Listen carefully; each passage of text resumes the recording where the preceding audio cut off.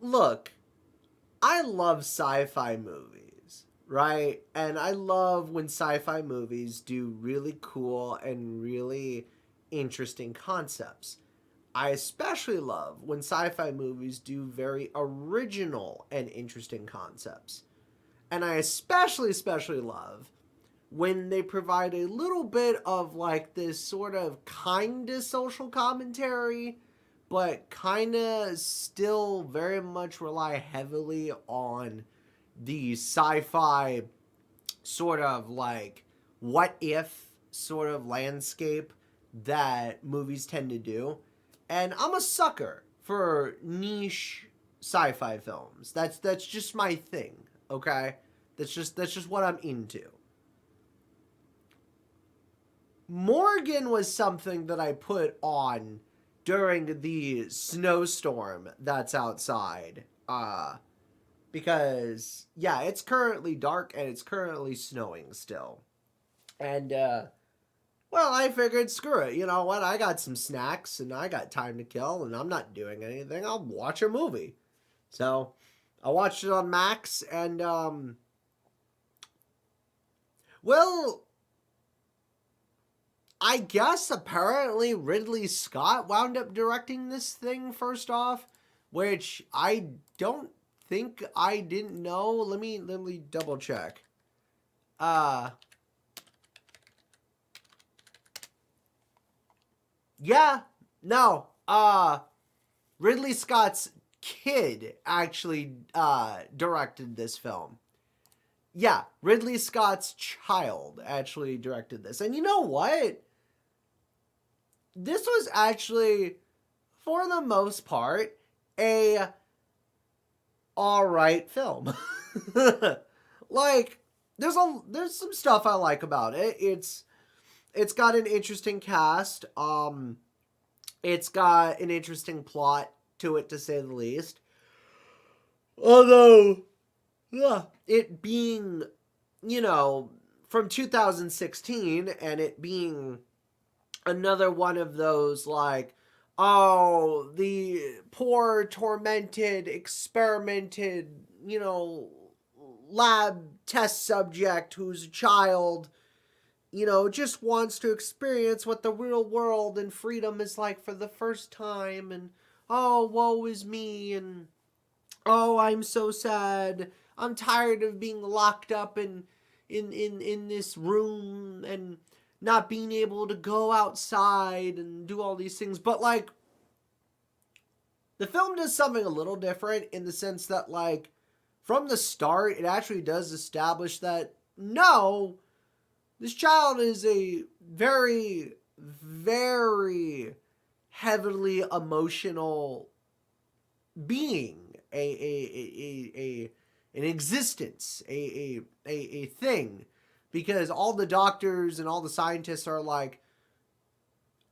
At first, you see some of the doctors really explain that yes, this is in fact a biogenetic being that was created and infused with different DNA, but you could tell that this was also something that skips sort of that weird origin point that a lot of sci-fi experimental films like genome films do, and it just kind of goes straight into the fact that no, this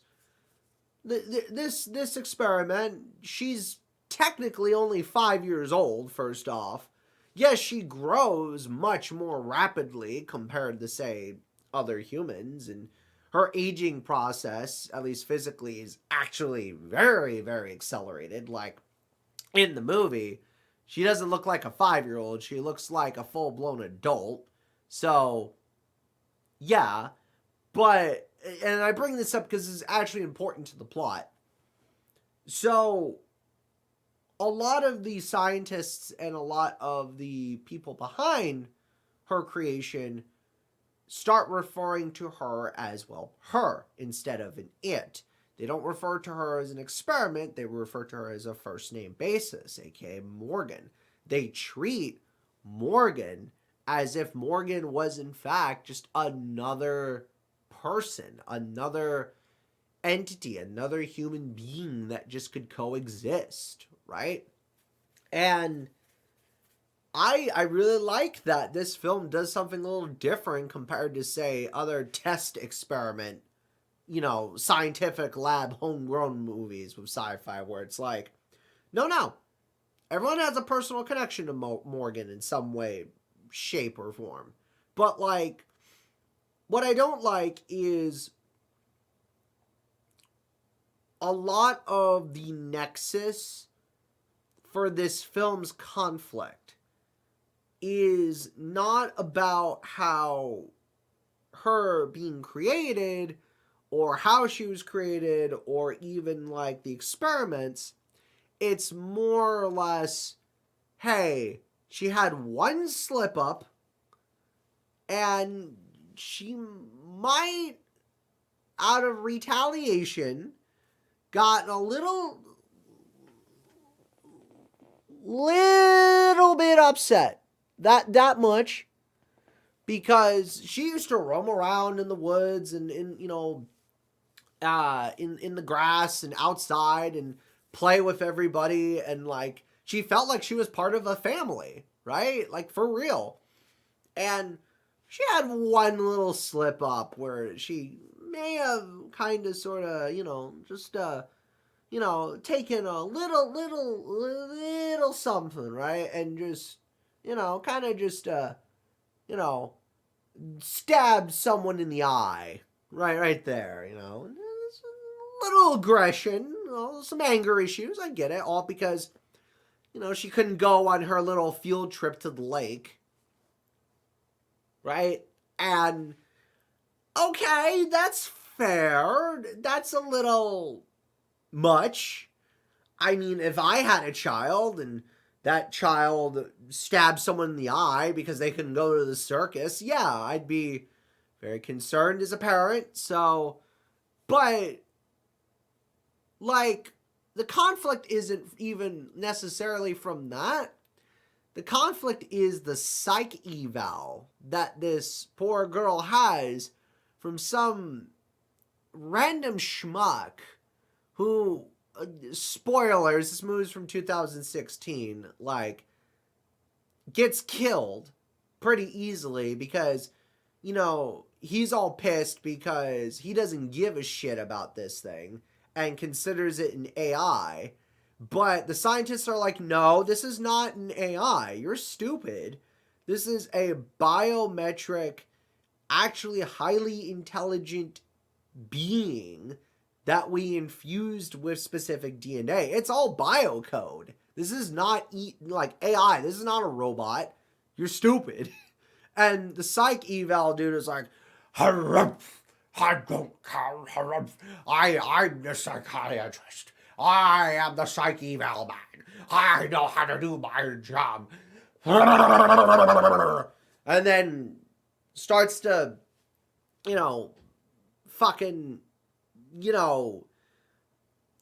out of nowhere just start harassing Morgan and kind of putting her through the mental ringer, and all because of like, stabbing people in the eye is bad, and you have emotions and you feel sad and remorse about what you did and you feel like it was wrong. Oh, what the fuck is wrong with you? And everyone else in the cast is like, wait, this is what we actually want. We want her to experience emotions on a high frequency and a high level. So, anyhow, the problem with this movie really is just the fact that, and this is going to go a little over 10 minutes, but like, the problem is you can really guess what happens after I've said all that. And that pretty much is the entire, like, rest of the movie. There's not even a second or a third act in this film. It really is just, she gets upset that she doesn't get her way. The psych eval dude pisses her off more. The rest of the team tells her not to do it. He does it anyways. He dies. And then shenanigans happen.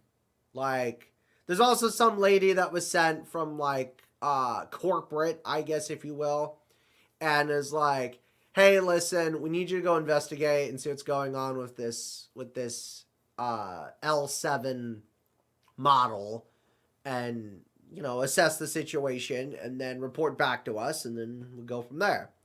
So, needless to say, not well. And it turns into more of an action movie than it does a sci-fi movie by the, I don't even want to call it third act. It just turns into, okay, well now Morgan's on the hunt, and all she wants to do is go to the lake.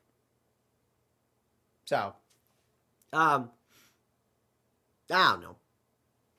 It just seems like a lot of the conflict for this film could have been avoided if they didn't even get the psych eval guy involved to begin with, who's a total dick.